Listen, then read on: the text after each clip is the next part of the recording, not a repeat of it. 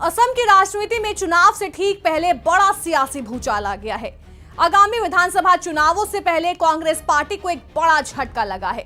असम कांग्रेस के पूर्व अध्यक्ष भूपेन कुमार बोहरा ने पार्टी से इस्तीफा दे दिया।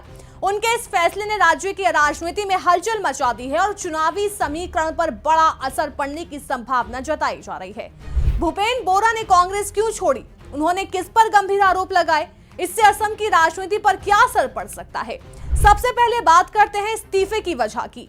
सूत्रों के मुताबिक भूपेन बोहरा ने पार्टी सांसद रकीबुल हुसैन के बढ़ते दबदबे को अपने इस्तीफे का मुख्य वजह बताया। इस्तीफा देने के बाद बोहरा ने खुलकर आरोप लगाया कि असम कांग्रेस की असली कमान रकीबुल हुसैन के हाथों में है। उनका दावा है कि प्रदेश अध्यक्ष गौरव गोगोई केवल नाम मात्र के अध्यक्ष बनकर रह गए हैं और फैसले कहीं और से लिए जा रहे हैं। हालांकि रकीबुल हुसैन ने इन आरोपों पर अभी तक सीधे प्रतिक्रिया नहीं दी है। उन्होंने कहा है कि वो कुछ दिनों में इस मुद्दे पर विस्तार से बात करेंगे। लेकिन बोहरा के आरोपों ने कांग्रेस के भीतर चल रही अंदरूनी खींचतान को सार्वजनिक कर दिया है। अब बात करते हैं रकीबुल हुसैन की राजनीतिक ताकत की। रकीबुल हुसैन असम की धुबरी लोकसभा सीट से सांसद हैं। 2024 में AIUDF प्रमुख अजमल को 10 लाख से ज्यादा मतों से अंतर से हराया था। ये जीत देश की सबसे बड़ी जीतों में से एक मानी गई है। इस जीत ने उन्हें न केवल असम बल्कि राष्ट्रीय स्तर पर भी मजबूत नेता के रूप में स्थापित किया। सांसद बनने से पहले हुसैन 2001 से 2024 तक लगातार 23 साल तक नगांव जिले की सामागुरी विधानसभा सीट से विधायक रहे। पूर्व सीएम तरुण गोगोई की सरकार में मंत्री भी रह चुके हैं। असम में कांग्रेस का सबसे प्रभावशाली मुस्लिम नेता माना जाता है। हालांकि जब वो सांसद बने तो उनके विधानसभा सीट पर हुए उपचुनाव में कांग्रेस ने उनके बेटे तंजील हुसैन को टिकट दिया, लेकिन वो अपने पिता की विरासत को कायम नहीं रख सके और चुनाव हार गए। इससे पार्टी के भीतर रणनीतिक फैसलों पर सवाल भी उठे। अब सवाल ये है कि आगामी विधानसभा चुनावों में रकीबुल हुसैन कितने अहम है।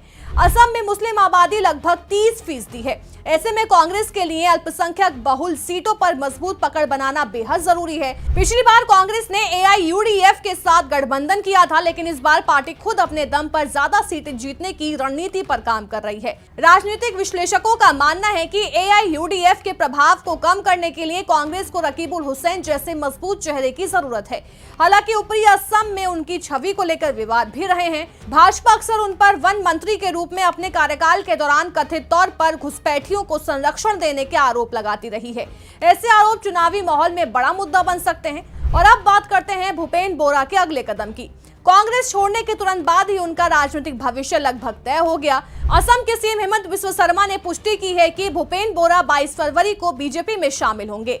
मंगलवार को सीएम शर्मा ने गुवाहाटी स्थित बोहरा के आवास पर उनसे मुलाकात की। दोनों नेताओं के बीच करीब 1.5 घंटे तक चर्चा हुई। मुलाकात के बाद शर्मा ने कहा कि भूपेन बोहरा लंबे समय से विपक्षी दल में संघर्ष कर रहे थे और भाजपा में उन्हें अपनी क्षमता दिखाने का बेहतर मंच मिलेगा।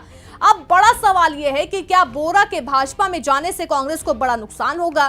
क्या इससे असम के चुनावी समीकरण बदल जाएंगे? राजनीतिक जानकारों का मानना है कि चुनाव से ठीक पहले इस तरह का बड़ा इस्तीफा कांग्रेस के लिए मनोवैज्ञानिक झटका है। इससे कार्यकर्ताओं का मनोबल प्रभावित हो सकता है। वहीं भाजपा के लिए एक रणनीतिक बढ़त मानी जा रही है।